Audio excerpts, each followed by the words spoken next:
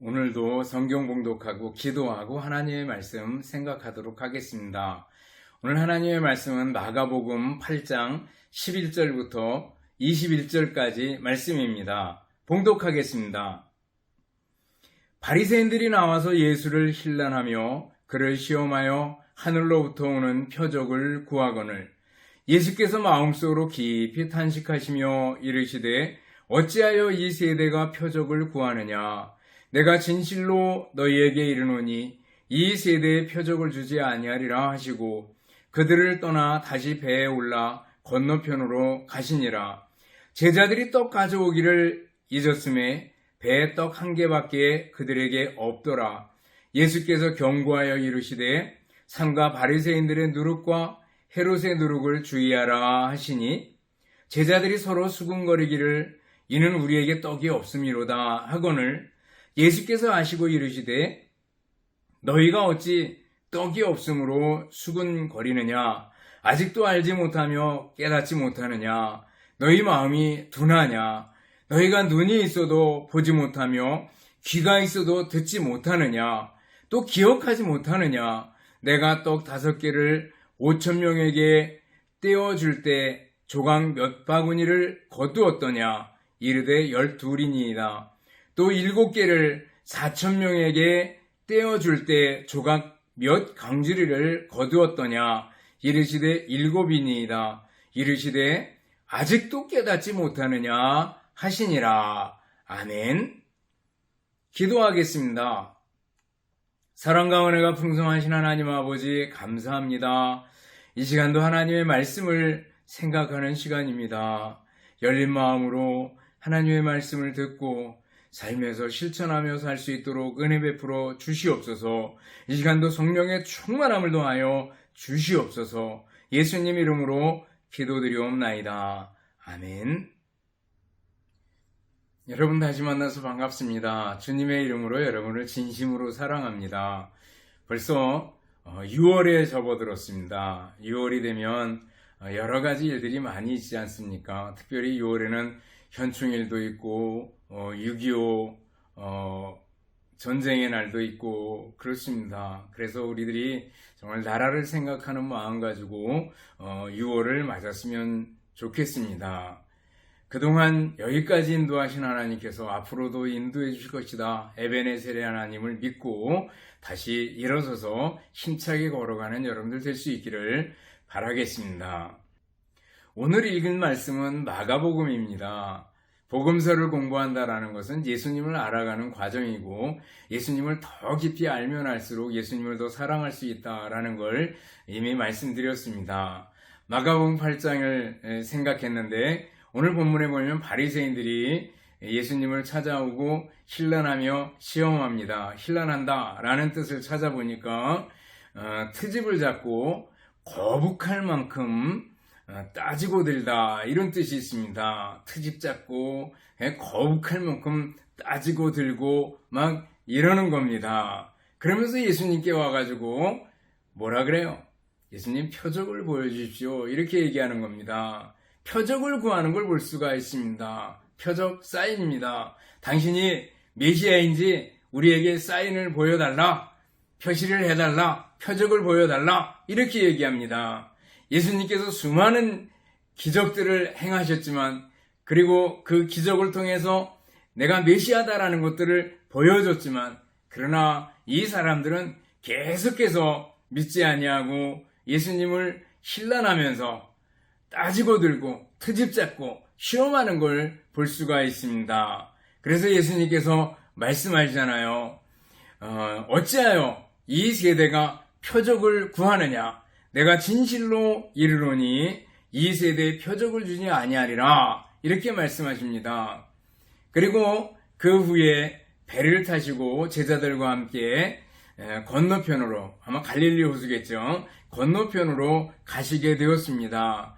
가시다가 제자들에게 경고하시며 상가 바리새인의 누룩과 헤롯의 누룩을 주의하라 이렇게 말씀해 주셔요. 그러자 제자들이 마침 그때 먹을 떡을 가져오지 않았기 때문에 우리가 떡을 가져오지 않았기 때문에 예수님께서 누룩을 조심하라고 하시나 보다 막 이렇게 수군거립니다. 그러자 예수님께서 너희가 어찌하여 이렇게 깨달음이 없느냐? 너희가 어찌 떡이 없으므로 수군거리느냐? 아직도 알지 못하며 깨닫지 못하느냐? 너희 마음이 둔하냐? 너희 눈이 있어도 보지 못하고 귀가 있어도 듣지 못하느냐? 또 기억하지도 못하느냐? 아직도 깨달음이 없느냐? 계속해서 반복하시면서 그들의 둔한 마음을 예수님께서 두드리는 걸 볼 수가 있어요. 왜 이렇게 둔하냐라는 거죠. 오늘 본문을 보면 바리새인들이 표적을 보여주십시오 이렇게 얘기했을 때 예수님께서 마음속 깊이 탄식하시면서 어찌하여 이 세대가 표적을 구하느냐 이렇게 말씀하시는 걸 볼 수가 있어요. 마음속에 깊이 탄식하셨대요. 바리새인들을 보면서 탄식하셨죠. 배를 타고 하시면서 바리새인의 누룩과 헤롯의 누룩을 주의하라 이렇게 말씀하실 때 바리새인들 그리고 헤롯을 따르는 사람들 그 부류의 사람들 헤롯 당원들 이 사람들 보면서 예수님께서 탄식하셨는 줄 압니다. 그리고 한편에 둔한 영적으로 둔한 깨닫지 못하는 제자들을 보고 예수님께서 탄식하셨으리라고 생각할 수 있습니다. 그래서 오늘 제목을 예수님의 깊은 탄식이라고 잡아보았습니다. 여러분들 예수님이 탄식하시게 해서는 안 될 거예요. 그렇잖아요. 오늘 예수님의 탄식을 자아냈던 그 대상들을 보셔요. 어떤 사람들이에요? 그 사람들을 거울로 삼아서 적어도 우리는 이래서는 안 되겠다라는 걸 알아야 될 줄 압니다. 오늘 예수님의 탄식을 자아냈던 첫 번째 부류의 사람은 어떤 사람이에요? 바로 바리새인들입니다. 그래서 예수님께서 바리새인의 누룩을 주의하라 이렇게 말씀하시잖아요. 바리새인의 누룩, 바리새인의 가르침, 바리새인의 말, 바리새인의 행동을 가리키는 줄 압니다. 바리새인의 누룩을 주의하라라는 거예요. 바리새인의 누룩은 어떤 누룩입니까? 하나는요, 불신앙입니다. 기본적으로 예수님을 믿지 않았어요. 예수님께서 많은 이적을 행하고 표적을 보여주고 내가 메시아다라는 사인을 보내주지만 바리새인들은 믿지 않았습니다. 불신앙이 더 강했습니다. 그래서 기적을 행할 때마다 오히려 예수님을 비난하고 귀신을 힘입어서 그렇다 다른 어떤 구실을 잡든지 예수님을 비난하고 시험하고 했던 것을 볼 수가 있습니다. 또 바리새인의 특징은 어떤 거예요? 외식의 누룩이죠. 껍데기만 있었던 겁니다. 형식만 남은 겁니다. 외식에 치우쳤던 거예요. 그래가지고 안식일을 잘 지켰지만 정작 안식일의 주인인 하나님을 섬기는 일을 하나님을 사랑하는 일에는 관심이 없었던 걸 볼 수가 있습니다. 하나님의 말씀을 잘 지키는 것 같이 했지만은 그들은 외식적으로 행동했고 겉모습과 껍데기만 남아있었다라는 거예요. 우리는 어떻습니까? 우리가 주일에 와서 예배를 드립니다. 껍데기만 남아있진 않은지. 코로나 시대를 지나가면서 안타까운 것은 이 껍데기조차도 사라진 게 아닌가 싶을 때가 있습니다. 온라인 예배를 드리기 시작했는데 이 온라인 예배의 맹점은 게으름을 조장할 수가 있죠. 그래서 집에서 온라인 예배 드리다가 그냥 소파에 앉아서 드리다가 점점 누워서 드리다가 그냥 졸다가 깨다가 하면서 그냥 예배 드리는 것을 보는 것으로 끝날 수가 있습니다. 형식마저 사라져버리지 않았는지 심히 우려될 때가 있습니다. 어쨌거나 우리가 주일 예배에 참석한다고 했을 때 그 예배에 참석하는 거 아주 중요합니다. 그러나 예배에 참석했지만은 우리의 마음과 우리의 생각이 하나님을 경외하면서 멀어져 있다면, 하나님을 사랑하는 마음에서 멀어져 있다면, 우리가 찬송하면서 딴 생각하고 기도하면서 딴 생각하고 그리고 우리가 헌금을 드리지만 그저 아무 감동도 없이 헌금을 드리고 이렇게 했을 때 우리는 그 중심이 사라진, 내용이 사라진 껍데기만 남은 외식주의에 빠져버리게 되는 겁니다. 여러분들, 우리들이 외식을 깨뜨려야 합니다. 그리고 벌떡 일어나서 하나님 앞에 우리의 몸과 마음을 드려야 합니다. 그래야지 하나님이 기뻐하실 겁니다. 바리새인의 누룩 또 하나는 뭐예요? 외식과 밀접한 연관이 있죠. 그건 뭐예요? 사람에게 보이려고 행동했다라는 거예요. 사람에게 보이려는 누룩입니다. 사람에게 보이려고 구제하고 사람에게 보이려고 기도하고 사람에게 보이려고 금식했던 그들의 모습을 보게 됩니다. 엄청난 양의 선행을 행하는 것 같지만 다른 사람들이 보는 데서만 했다라는 거예요. 여러분들, 우리들이 사람들에게 보이려고 사람들의 눈만, 체면만 너무 의식하고 살아가는 우리들이 아닌지 한번 돌이켜 보시길 바랍니다. 또 하나의 바리새인의 누룩은 뭐예요? 그것은 다른 사람 멸시하는 겁니다. 멸시의 누룩이라고 할 수 있을 거예요. 바리새인들은요, 자기네들 바리새인의 그룹이 아니면 다른 사람들을 심히도 멸시했습니다. 경멸했습니다. 아주 다른 사람을 사람 취급도 안 했던 것을 볼 수가 있습니다. 그러다 나니까 예수님조차도 자기들의 말과 다르다는 것 때문에 자꾸 밀어내버리는 그런 모습을 볼 수가 있어요. 예수님마저도 무시하고 깔보려고 했던 그들의 모습을 볼 수가 있습니다. 여러분들, 혹여라도 우리들이 다른 사람들을 차별하고 다른 사람들을 멸시하는 우리들은 아닌지, 이스라엘 백성들을 선민이라고 하나님께서 택했습니다. 그때 이스라엘 백성들의 맹점이 뭐예요? 우리는 선민이다 이거예요. 그리고 이방인들은 선민이 아니다라는 거죠. 버림받은 백성들. 그래가지고 다른 사람들을 멸시했던 걸 볼 수 있습니다. 하나님께서 이스라엘 백성들을 선민으로 택하신 이유 뭐예요? 이스라엘 백성들을 통해서 하나님의 은혜가, 하나님의 복이 이방인들에게 철철 넘쳐나기를 원했던 겁니다. 근데 우리들만 이렇게 아집에 매여버렸던 거죠. 우리 성도들도 그럴 수 있습니다. 우리 기독교인만, 우리 예수 믿는 사람만 성도들을 돕는 게 중요하고 성도들이 서로 협력하는 거 중요합니다. 그렇지만 이방인들에 대해서 멸시해서는 안 된다라는 걸 우리들이 생각해야 됩니다. 차별, 그러면 요즘 차별금지법 이런 것 때문에 말이 많습니다. 동성애를 조장하는 사람들을 용납해야 된다. 그냥 차별이다. 막 이렇게 나오는 사람들이 있어요. 그러나 성경에서 하나님은요, 동성애를 싫어하십니다. 하나님께서는 싫어하셔요. 하나님께서 싫어하는 일을 굳이 하면서 그것을 합리화시키려고 하는 많은 노력들을 보게 됩니다. 여러분들, 바리새인들이 멸시한 것과 그리고 그 사람들을 차별한다라는 것하고는 전혀 차원이 다른 줄 압니다. 어쨌거나 바리새인들은 다른 사람들을 멸시하는 그 누룩, 그 교훈을 가지고 있었던 것을 볼 수가 있어요.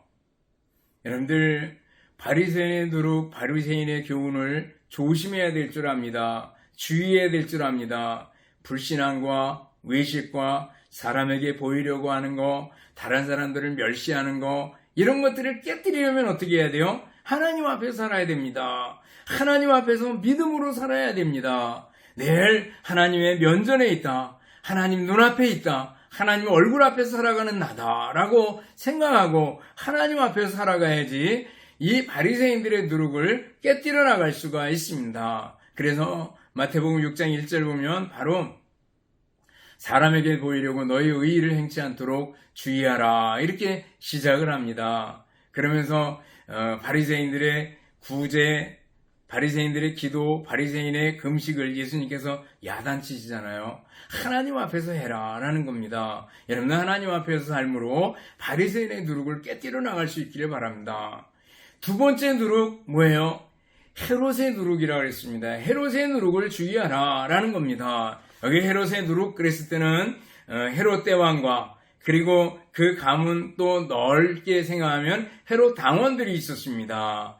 헤롯을 지지하고 헤롯을 따르는 사람들입니다. 나름대로 헤롯이 인기가 있었거든요.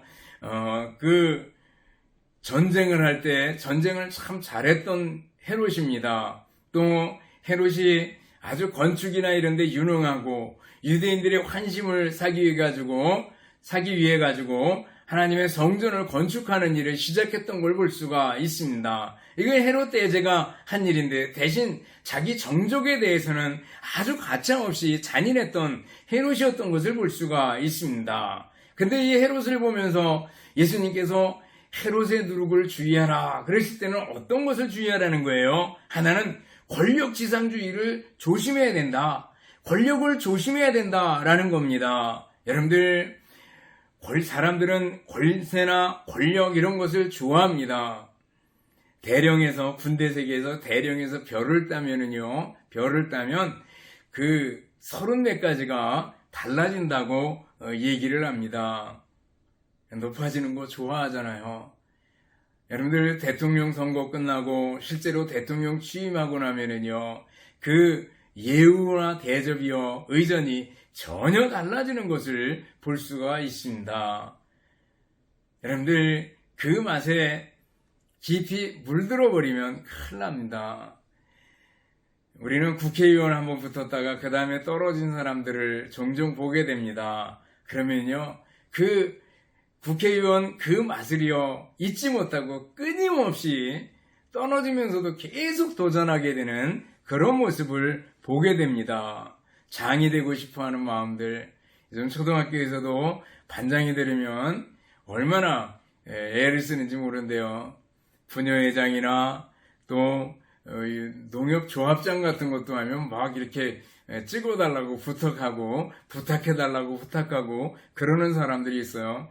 저는 농협회원이 아니라 모릅니다. 그렇지만 막 부탁해오는 사람들이 있는 걸 봅니다. 그래, 여러분들, 권불 10년, 화무 11홍이라고 알죠?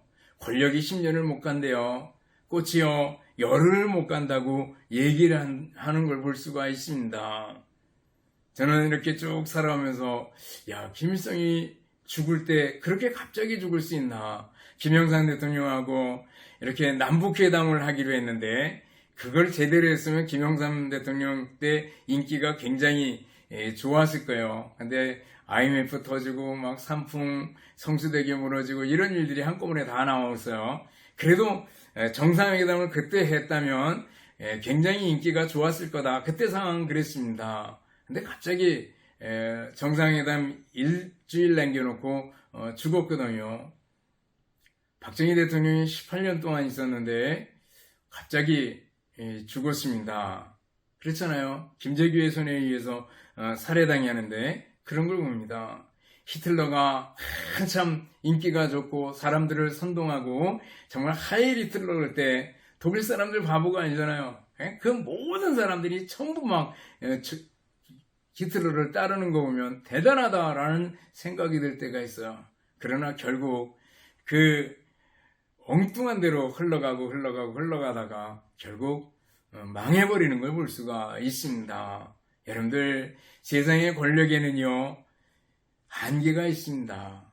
그러나 우리의 대장, 우리의 왕이신 예수님을 믿고 예수님 밑에 거하면은요, 최고입니다. 이 세상의 어떤 권력으로도 예수님 안에 거하는 것과 비교할 수가 없다라는 걸 여러분들이 믿으시기 바랍니다.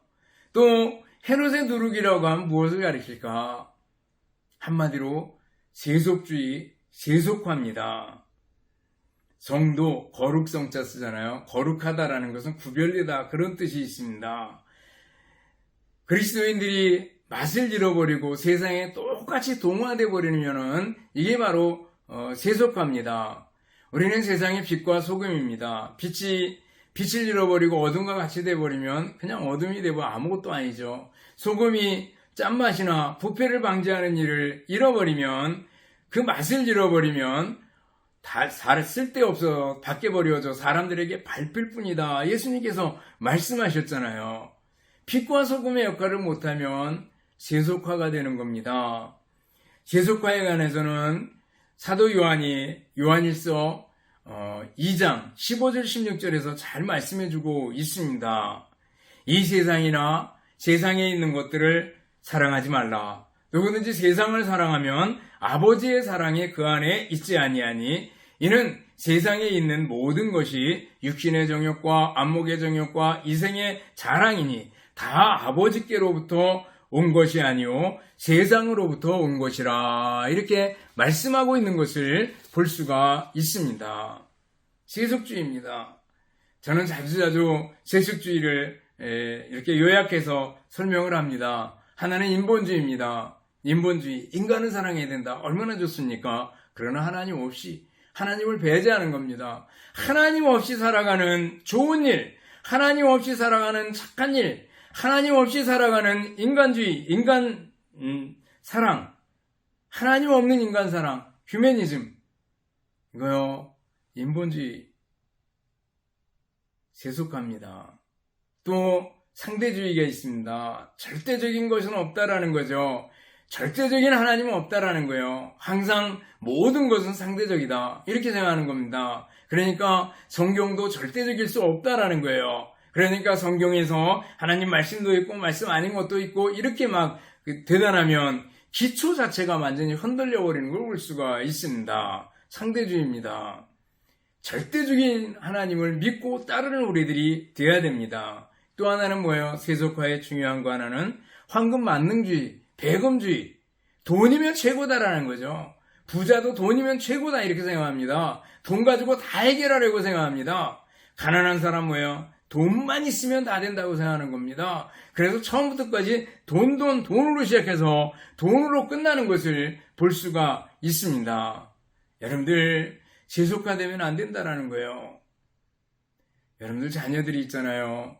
우리 자녀들에게 우리의 믿음을 잘 전해줄 수 있으면 좋은데 그게 쉽지가 않습니다. 성경을 보면은요. 히스기야 왕이 정말 걸출한 히스기야 왕이거든요. 하나님 잘 생겼습니다.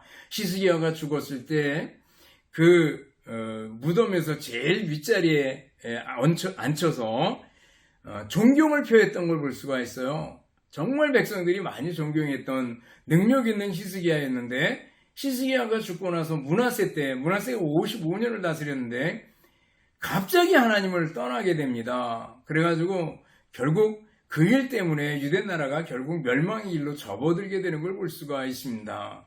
단 한 세대 지나갔는데 무너져 버려요. 여호사밧 임금이 얼마나 하나님을 잘 섬겼는지 모릅니다. 전쟁이 있을 때면 성가들을 앞세워가지고 그 전쟁터에 나가서 승리하곤 했던 여호사밧 왕이었습니다. 근데 그 아들 때 가가지고 완전히 다 무너져 버립니다. 여호람은요 왕이 됐는데 나중에 다스리다가 죽게 됐는데 창자에 병이 들어가지고 고생하다 죽게 됩니다. 평가를 아끼는 자 없이 죽었더라 이렇게 평가를 내리는 걸 볼 수가 있습니다. 요시야 임금 때도 마찬가지죠. 요시야 임금 하나님 잘 생겼습니다. 그러나 요시야 임금 아들 때에 가서 결국 유대 나라가 멸망당하게 되는 걸 볼 수가 있습니다. 세속화되는 거는요 순식간에 될 수 있습니다. 우리들이 믿음으로 살고 믿음으로 자녀들을 잘 교육하지 않으면 세속화는 물밀듯이 들어와서 금세 우리들을 흩어버리고 무너뜨릴 수 있다는 거예요. 여러분들 자녀들을 위해서 기도하고 자녀들의 신앙을 위해서 기도하는 우리들이 돼야 될 줄 압니다. 헤롯의 누룩 뭐예요? 권력지상주의 하나는 세속주의였다라는 거예요. 세 번째, 예수님의 탄식을 살펴볼 때 탄식에 대해서 하나 누구였을까? 아마도 제자들이었을 겁니다. 이 제자들, 예수님께서 얼마나 많이 너희가 둔하냐, 깨닫지 못하느냐, 아직도 깨닫지 못하느냐, 막 이렇게 말씀하셔요. 계속해서 왜 이렇게 답답하냐, 이렇게 말씀하시는 걸 볼 수가 있어요. 너희가 어찌하여 떡이 없으므로 수군거리냐, 아직도 깨닫지 못하느냐, 너희 마음이 둔하냐, 너희 눈이 있어도 보지 못하며 귀가 있어도 듣지 못하느냐, 또 기억하지 못하느냐, 왜 눈으로 보지 못하고 귀로 듣지 못하고 기억하지 못하느냐라고 예수님께서 책망하시는 걸 볼 수가 있습니다. 예수님께서 요구하는 건 뭐예요? 영적인 각성입니다. 정말 영적인 각성으로 주님 앞에 엎드리기를 원하는 겁니다. 주님 앞에 돌아서고 깨닫기를 원하시는 겁니다. 영적인 각성을 하려면 어떻게 해야 돼요? 말씀과 기도로 돌아가야 됩니다. 하나님의 말씀과 하나님과 이야기하는 하나님과의 대화, 기도로 돌아가야 됩니다. 우리의 기도 생활이 메말라서 영적인 침체로 떨어지지는 않았는지요. 또 성경 읽는 것에서 점점 멀어지거나 성경 읽는데 둔해지지는 않았는지요. 한번 돌이켜볼 수 있기를 바랍니다. 하나님의 말씀은 살아있고 능력이 있어서 좌우의 어떤 날성검보다도 예리하여 혼과 영과 및 관절과 골수를 찔러 쪼개기까지 하며 또 마음의 생각과 뜻을 판단하나니 그랬습니다. 하나님의 말씀은 우리를 각성시키고 우리를 깨뜨려 놓는 역할을 합니다. 말씀으로 돌아가야 된다라는 거예요. 여러분들 목마른 사슴처럼 말씀으로 돌아가고 하나님께 대해서 예수 그리스도께 대해서 목마른 사람처럼 갈급한 심령으로 찾아갈 수 있기를 바랍니다. 얼마 전에 돌아가신 최고의 지성인 이어령 교수님이 자신을 평생 우물을 파는 사람이다 라는 표현을 썼습니다. 자기 속에 늘 알 수 없는 갈증이 있었고 그 목마름 때문에 자기가 이거저걸 다 해봤다는 거예요. 명예를 위해서 글을 썼고 명예가 생겼고 돈을 벌려고 애를 써서 돈을 벌어봤고 병 때문에 병원에 다녀서 병도 나와봤고 너무 외로워서 어느 날은 극장에 가서 영화를 보고 또 좋은 글을 보기도 하고 그래도 마음에 채워지지 않고 늘 세상에서 내가 혼자구나 라는 생각이 들었다는 거예요. 그러나 이 영혼의 목마름을 어디서 채울 수 있을까? 그 갈증이 바로 창조주 하나님을 찾을 때 창조주에 대한 목마름이었다는 것을 자신이 깨달았다고 얘기를 합니다. 예수님 믿고 자기의 갈급한 우물이 채워졌다고 얘기를 합니다. 창조주 하나님께 대한 갈증이 자기를 그렇게 헤매게 만들었다고 얘기하는 걸 볼 수가 있습니다. 진리의 하나님을 깨닫게 되니까 목마름이 채워졌다고 간증하는 모습을 볼 수가 있어요.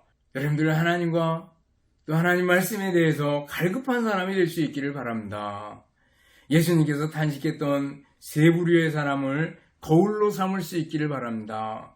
바리새인들, 그리고 그들의 불신앙, 외식, 사람에게만 보이려고 하는 거, 멸시하는 거 우리가 해서는 안 되겠죠. 또 헤롯 땅 사람들을 바라보면서 하나님 앞에서 다시 살아야 될 줄 압니다. 권력지상주의, 세속주의에 빠서는 안 됩니다. 제자들을 보면서 영적인 각성이 우리들에게 필요함을 깨닫고 말씀으로 돌아가고 더 많이 기도할 수 있는, 더 하나님을 목마른 사슴처럼 갈급하게 찾을 수 있는 여러분들이 되시기를 바라겠습니다. 기도하겠습니다. 사랑과 은혜가 풍성하신 하나님 아버지 감사합니다. 목마른 사슴처럼 하나님을 찾고 하나님의 말씀을 찾을 수 있는 저희들이 되게 하여 주시옵소서. 부족한 저희들을 불쌍히 여겨 주시옵소서. 예수님 이름으로 기도드리옵나이다. 아멘. 축도하겠습니다. 이제는 우리 주님 예수 그리스도의 은혜와 하나님 아버지의 극진하신 사랑하심과 성령님의 교통하시며 인도하심이 함께 예배드리며 말씀 듣는 우리 모든 성도들 머리머리 위에 이제로부터 영원토록 함께 있을지어다. 아멘.